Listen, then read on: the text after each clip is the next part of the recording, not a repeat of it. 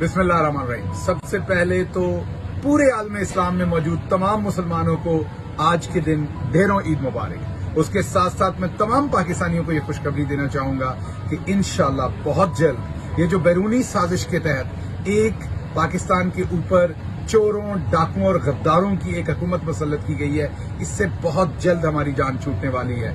इमरान खान अपनी स्ट्रेटजी बना चुके हैं, इमरान खान उसे इम्प्लीमेंट कर चुके हैं।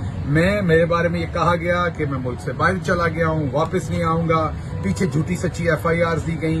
मैं ये जानते हुए कि अगर एक FIR में जमानत करवाऊंगा तो ये लोग दूसरी FIR देंगे। क्यों देंगे?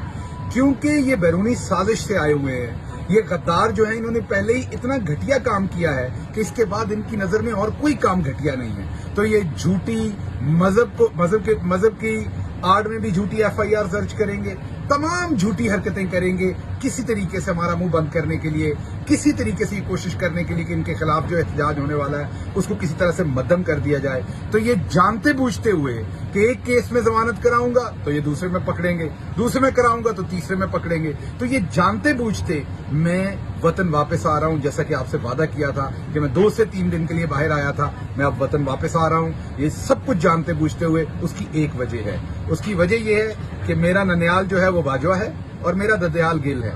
पंजाब की और पाकिस्तान की तमाम कौमों में बच्चों को जो गुट्टी दी जाती है उसमें एक बात बताई जाती है। इसी तरीके से हमारे खानदानों में भी वो बात बताई गई, एक बात कि आपने वफादारी करनी है।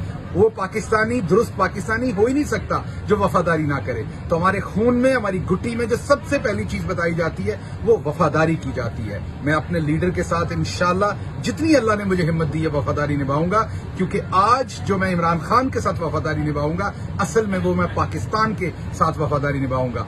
क्योंकि ये जो बैरूनी साजिश के तहत हुकूमत हमारे ऊपर मुसल्लत की गई है, ये हमारी आजादी और हमारी खुददारी को सलब करने के लिए की गई है। इंशाअल्लाह इमरान खान की क़यादत में हम इन चोरों, डाकुओं, गद्दारों का मुकाबला भी करेंगे और बहुत जल्द हम पाकिस्तानी इस इम्पोर्टेड हुकूमत से निजात हासिल करेंगे। आप सबका बहुत शुक्रिया। पाकिस्तान जिंदाबाद।